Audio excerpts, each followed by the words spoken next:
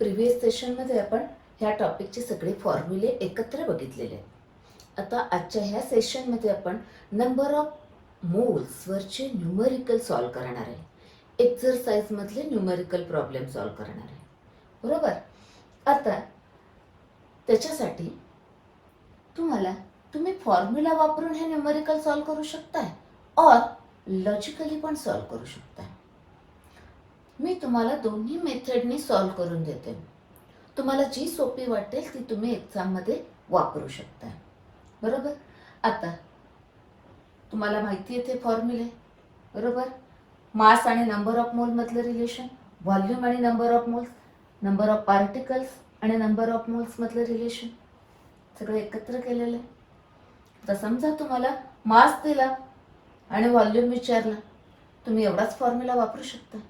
समजा तुम्हाला number of particles दिले आणि मास फाइंड आउट करायला सांगितलं, तुम्ही हा आणि हा वापरू शकता. बरोबर आहे. जर तुम्हाला फॉर्म्युला लक्षात ठेवायचा नसेल, तुम्ही लॉजिकली सोडवू शकताय. खूप सोपी मेथड आहे. त्याच्यामध्ये एवढंच लक्षात ठेवायचं आहे, 1 मोल म्हणजे त्याचा molar mass in terms of mass, 1 मोल म्हणजे एवढा व्हॉल्यूम ॲट एसटीपी, 1 मोल म्हणजे एवढे पार्टिकल्स, ॲव्होगाड्रोस कॉन्स्टंट. बरोबर. तसंच एवढे पार्टिकल म्हणजे 1 मोल, एवढे पार्टिकल म्हणजे मोलर मास, एवढे पार्टिकल म्हणजे एवढा व्हॉल्यूम. तसं एवढा व्हॉल्यूम म्हणजे 1 मोल, एवढा व्हॉल्यूम म्हणजे एवढा मास, एवढे व्हॉल्यूम म्हणजे एवढे पार्टिकल. मोलर मास म्हणजे 1 मोल, मोलर मास म्हणजे एवढा व्हॉल्यूम, मोलर मास म्हणजे एवढे पार्टिकल. सगळे एकमेकांशी रिलेटेड आहे. बरोबर. आपण आता न्यूमरिकल सॉल्व करूया. Numerical first, calculate the number of moles of hydrogen in 0.448 liter of hydrogen gas at STP. बरोबर. म्हणजे काय दिलंय त्याने, व्हॉल्यूम दिलाय आणि नंबर ऑफ मोल्स विचारलेत. म्हणजे तुम्ही हा फॉर्म्युला वापरायचा आता. बरोबर. आपण सोडवूया आता.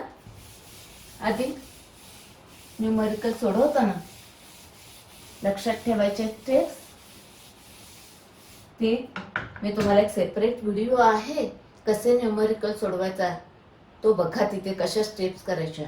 आधी गिव्हन लिहायचं, देन फॉर्म्युला सबस्टिट्यूट करायचं, लॉगने कॅल्क्युलेशन करायचं आणि मग आन्सर विथ युनिट. बरोबर. तर आधी गिव्हन बघा काय दिलेलं आहे. व्हॉल्यूम 0.448 लिटर, लिटर म्हणजेच डीएम क्यूब. बरोबर. आणि हायड्रोजन गॅस आहे. आता आधी फॉर्म्युला वापरून सोडूया. बघा, N is equal to V in DM cube divided by काय, त्याचं मोलार व्हॉल्यूम 22.4 डीएम क्यूब. एका मोलचं हे व्हॉल्यूम असतं. व्हॅल्यू सबस्टिट्यूट करा. दिलेला व्हॉल्यूम आहे. आधी बघायचं हे दोन्ही युनिट डीएम क्यूब मध्ये पाहिजे. हा डीएम क्यूब मध्ये, हा पण डीएम क्यूब. लिटर म्हणजेच काय, डीएम क्यूब आहे. म्हणजे काय, 0.448 DM cube divided by 22.4 DM cube. बरोबर. युनिट नाही लिहिले एक्झाम मध्ये तरी चालतात, व्हॅल्यू टाका. फक्त आपल्याला ते दोन्ही युनिट सेम पाहिजे. तर बघा, मी जर असं करू का म्हणजे सोपं जाईल.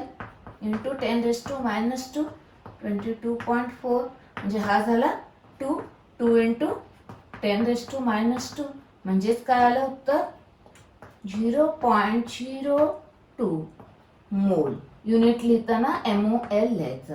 N इज इक्वल टू, हा फॉर्म्युला वापरा, सबस्टिट्यूट करा, आन्सर विथ करेक्ट युनिट. बरोबर. ही एक मेथड आहे. आता तुम्हाला समजा लॉजिकली सॉल्व करायचं आहे, फॉर्म्युला नाही लक्षात ठेवायचं. येस. आता काय माहिती तुम्हाला, व्हॉल्यूमचं रिलेशन 1 मोल म्हणजे किती, 22.4 लिटर. बरोबर. म्हणजे किती, 1 मोल मीन्स 22.4 लिटर. बरोबर. किंवा तुम्ही असं म्हणू शकता, 22.4 लिटर इज इक्वल टू 1 मोल. बरोबर. असंच लिहूया आपण, कारण मोल काढायचे आहेत. मग दिलेला व्हॉल्यूम काय आहे, 0.448 litre is equal to how much moles. Litre म्हणजेच TM3. क्रॉस मल्टिप्लिकेशन करायचं. बरोबर. काय येणार आहे? हे is equal to 0.448 divided by 22.4. n is equal to 0.02 mole. बरोबर. फक्त इथं व्हॉल्यूम दिलाय म्हणून व्हॉल्यूमचं रिलेशन घ्यायचं. एवढे व्हॉल्यूम म्हणजे 1 मोल, हे स्टँडर्ड आहे. मग आता दिलेला व्हॉल्यूम हा म्हणजे किती मोल. बरोबर. नेक्स्ट प्रॉब्लेम घेऊया आपण आता. नेक्स्ट प्रॉब्लेम बघतो आपण. A student use a carbon pencil to write his homework. The mass of this was found to be 5 milligram. बरोबर. With the help of this calculate first the number of moles of carbon in his homework writing. म्हणजे एवढा carbon आहे मास, त्याचे number of moles किती येतील. बरोबर आहे. आधी आपण ए सॉल्व करूया. नेहमीप्रमाणे आधी फॉर्म्युला वापरून करूया आणि मग लॉजिकली करूया. n is equal to W/m. m molar mass. कुणाचं नंबर ऑफ मोल्स काढायचे? कार्बनचे. मग कार्बनचं मोलर मास. कार्बनचं मोलर मास किती आहे? Molar mass of carbon is equal to 12 gram per mole. बरोबर ना. आता जे फाइंड आउट करतो आपण, हे मोलर मास आहे ग्रॅम मध्ये, म्हणजे हे ग्रॅम मध्ये, म्हणजे हा W पण ग्रॅम मध्ये पाहिजे. याचं कन्व्हर्जन ग्रॅम मध्ये करायचं आपल्याला. तर काय करायला लागेल? Divided by 1000. म्हणजे काय आला? 5 × 10⁻³ ग्रॅम आले. बरोबर. आता व्हॅल्यू सबस्टिट्यूट करूया. 5 × 10⁻³ ग्रॅम आणि हा आहे 12 ग्रॅम. बरोबर. आता लॉग कॅल्क्युलेशन करायचे. सोपा एकदम. 5 चा लॉग किती? 0.6990. 12 चा लॉग 1.0792. सबट्रॅक्शन करायला लागेल. बरोबर. हे किती आले? 8, 9, नेक्स्ट 1, 6, बार 1. आता ह्याचा अँटीलॉग बघायचा. अँटीलॉग, याचा अँटीलॉग येतोय 4167. आता बार 1, जेवढे बार असतात तेवढे झिरो लिहायचं आणि एका झिरो नंतर पॉइंट दिला. हा आला. म्हणजे काय आला आन्सर आपला? n इज इक्वल टू 0.4167 × 10⁻³ हे लिहायचं, विसरायचं नाही. नेक्स्ट काय येणार आहे आता बघा. पॉइंट आफ्टर म्हणजे डेसिमल आफ्टर 1 डिजिट करूया, कन्वर्ट करूया. 4.167 × 10⁻⁴. हे काय आले आपले? एवढे मोल आले. This is the answer of this one. Okay. हे फॉर्म्युला वापरून आलं. फॉर्म्युला लक्षात ठेवायचा नसेल, लॉजिकली कसं फाइंड आउट करायचं बघा. काय आहे? मोलर मास किती आहे? 12 ग्रॅम. म्हणजे 1 मोल पर मोल, म्हणजे 12 ग्रॅम म्हणजे 1 मोल. बरोबर. त्याचं मोलर मास जेवढं असतं तेवढे 1 मोल. मग एवढे ग्रॅम म्हणजे किती मोल? That is 5 × 10⁻³ gram means how much moles. बरोबर. क्रॉस मल्टिप्लिकेशन करा. परत तेच येईल. तर काय आला? 5 × 10⁻³ डिवायडेड बाय 12. परत हाच पार्ट आला. हेच लॉग कॅल्क्युलेशन करा तिकडे. म्हणजे एक्झाम मध्ये तुम्ही फॉर्म्युला सबस्टिट्यूशन आन्सर असं करू शकताय किंवा फॉर्म्युल्याच्या ऐवजी लॉजिकली असं पण लिहू शकताय. आन्सर तेच येणार आहे. बरोबर. आन्सर तिकडे काय येईल? 4.167 × 10⁻⁴ मोल. बरोबर. हे आलं चला ए. आता आपण काय करूया? बी सॉल्व करूया. बी सॉल्व करायचंय बघा. बी मध्ये काय दिलंय?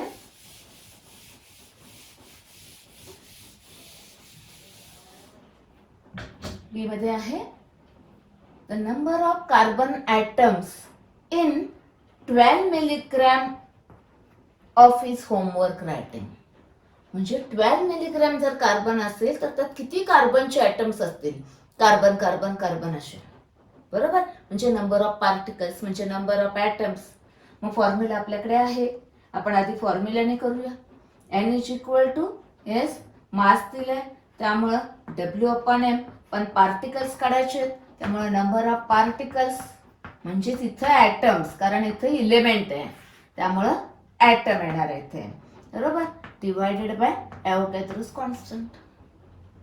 आता आपल्याला हे नोन आहे, बरोबर, W, पण हे मोलर मास काय आहे, परत इथं ग्रॅम मध्ये, त्यामुळे याला काय करायला लागेल आपल्याला ग्रॅम मध्ये, म्हणजे काय 12 × 10⁻³ ग्रॅम, बरोबर. आता बघा व्हॅल्यू टाकूया.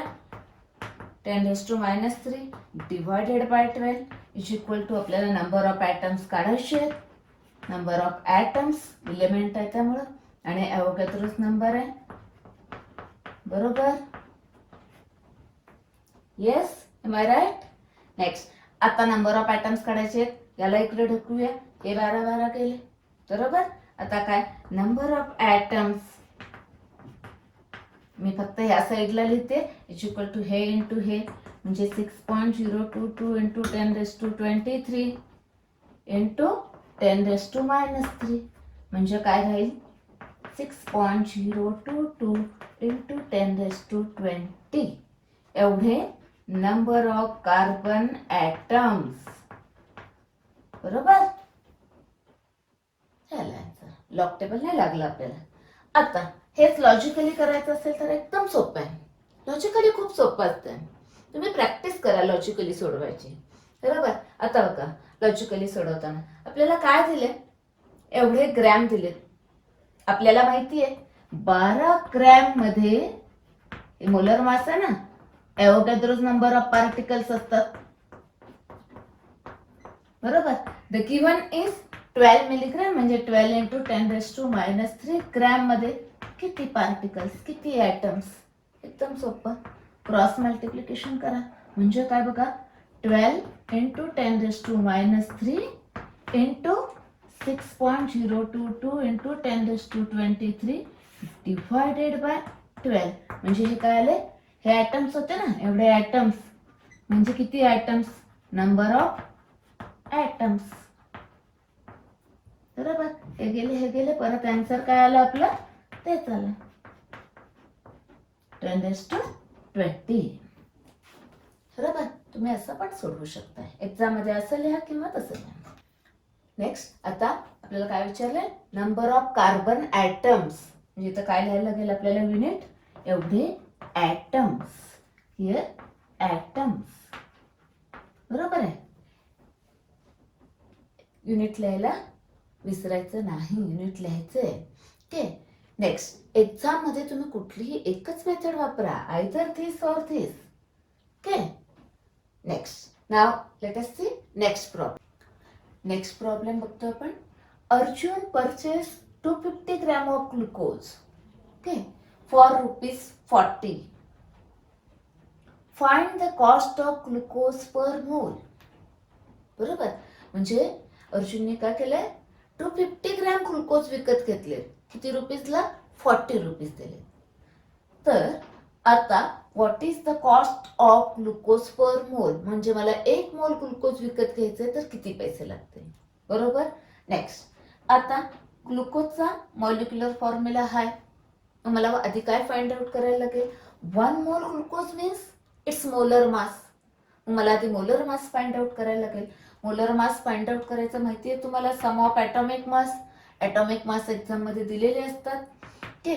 तर बघा आता 6 into atomic mass of carbon is 12 plus हे 12 इंटू हा 1 प्लस 6 इंटू 16, बरोबर. काला हा 72 plus 12 plus 96 is equal to the 180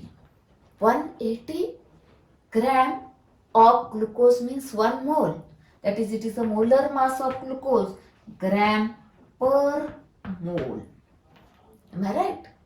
म्हणजे काय 1 mole glucose means 180 gram, okay. आता न्यूमेरिकल एकदम सोपं आहे, बघा बरं. 250 ग्रॅमला 40 रुपीज लागतात, आपण इकडे करूया तो पाठ. 250 ग्रॅम ग्लुकोजला ₹40 लागतात. तर 1 मोल साठी फाइंड आउट करायचंय. 1 मोल म्हणजेच 180 ग्रॅम. 180 ग्रॅम ग्लुकोजला किती रुपीज लागतील? एकदम सोपं, क्रॉस मल्टिप्लिकेशन करा. बरोबर, काय करायचंय? हे फाइंड आउट करायचंय. मग काय येणार आहे? 180 into 40 divided by 250 find out करायचंय आपल्याला. आता लॉग टेबलची गरज नाही. हा 0 गेला, हा 0 गेला. हे काय आलं? 720 डिवायडेड बाय 25. 25 ने डिवाइड करूया. 28.8. That is, answer is ₹28.8.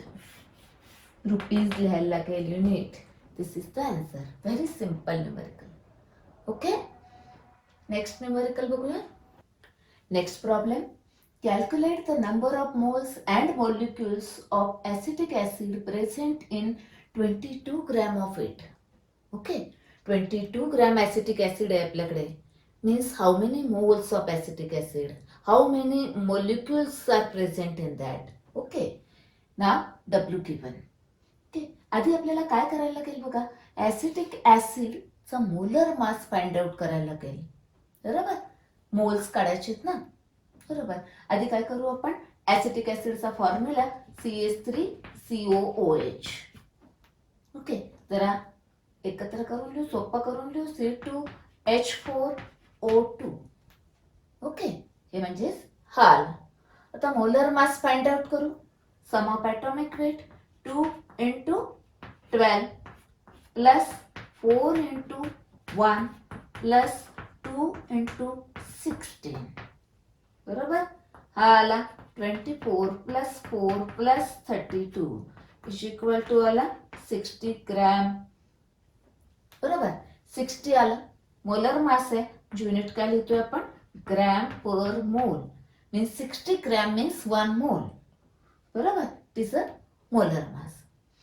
Now, how many moles present in 22 gram? 22 gram means how many moles? आता बघा, फॉर्म्युला वापरून फाइंड आउट करूया आपण आधी. What is given? Mass is given. Therefore, N is equal to W upon M. W काय? 22 gram मध्ये दिलेलं आहे. हे 60 मोलर मास, ते दोन्ही ग्रॅम मध्ये आहेत. आता हे लॉगने कॅल्क्युलेशन करायला लागेल आपल्याला. सोपं आहे एकदम. बघा, 22 चा लॉग म्हणजे 1.3424. बरोबर, आणि 60 चा लॉग आहे 1.7782. डिव्हिजन आहे, सबट्रॅक्शन करायला लागेल. 2 next 4 next 1 6 next this is 5 आणि आता इथे काय आला? 1 minus 2 that is bar 1. आता अँटीलॉग बघायचा याचा. अँटीलॉग येतं 3666. बार 1 जेवढे बार तेवढे शिरो लिहायचं. हा आला. बरोबर, म्हणजे आन्सर काय आले? Number of moles is equal to 0.3666. Unit काय लिहितो आपण नंबर ऑफ मोल्सला? MOL. हे झालं आपलं आन्सर. 22 ग्रॅम मीन्स दिस मच मोल्स. फॉर्म्युला वापरून केलं. अल्टरनेटिव्हली करू शकता. बघा, एकदम सोपं आहे पार्ट. 60 ग्रॅम मीन्स 1 मोल पर मोल. then 22 gram means how much? Cross multiplication 22 divided by 60. परत तेच आला, कॅल्क्युलेशन करू शकता. म्हणजे हे लिहिण्याऐवजी तुम्ही हे लिहू शकता. बरोबर, पहिला पार्ट झाला आपला नंबर ऑफ मोल्स. नेक्स्ट आता फाइंड आउट करूया आपण number of molecules. Number of molecules बघा, of acetic acid find out करायचे. आता आपल्याकडे नंबर ऑफ मोल्स आहेत, त्याच्यावरून number of moles molecules find out करूया. फॉर्म्युला आहे आपल्याकडे N is equal to number of moles is equal to number of particles. म्हणजे इथं कंपाऊंड आहे त्यामुळे काय येणार आहे? Molecules. Number of molecules divided bye the Avogadro's number Na. बरोबर. n माहिती आहे आपल्याला, व्हॅल्यू सबस्टिट्यूट करूया आपण. बरोबर, किंवा आधी व्हॅल्यू सबस्टिट्यूट करा. 0.3666 is equal to number of molecules divided by Avogadro's number 10⁻23. तर हा फाइंड आउट करायचं आहे. इकडे घेऊया नंबर ऑफ मॉलिक्युल्स. बरोबर, हे काय येणार आहे इकडे, दॅट इज 0.366 इंटू 6.022 इंटू 10⁻23. बरोबर. आता हे आपल्याला काय करायला लागेल, लॉगने सॉल्व करायला लागेल. लॉगने सॉल्व करायला बघा, ह्याचा लॉग आहे. आता ह्याचा लॉग बघायची गरज नाही.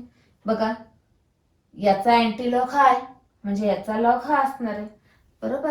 1.5642 आणि प्लस याचा लॉग असतो 7797.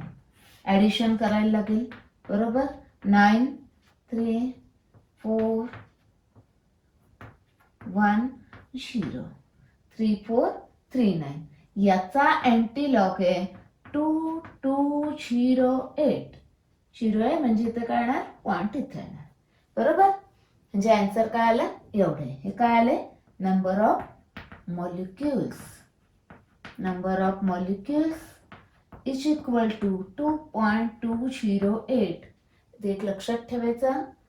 याचं कॅल्क्युलेशन केलं आपण, आधीच इथं हे लिहून ठेवायचं इंटू 10⁻23. म्हणजे आन्सर आलाय 2.208 into 10⁻23 molecules. Am I right? बरोबर. ते युनिट, आन्सर युनिट लिहिलं. बरोबर आहे. आता तुम्ही हे लॉजिकली पण करू शकता, नंबर ऑफ मॉलिक्युल्स. परत खूप सोपं आहे. पण आता काय आहे, ह्या न्यूमेरिकल मध्ये आपण नंबर ऑफ मोल्स काढले, त्यामुळे तर नंबर ऑफ मोल्स अवेलेबल आहेत, त्यामुळे असं फाइंड आउट करायचं. इथे इझी कॅल्क्युलेशन आहे.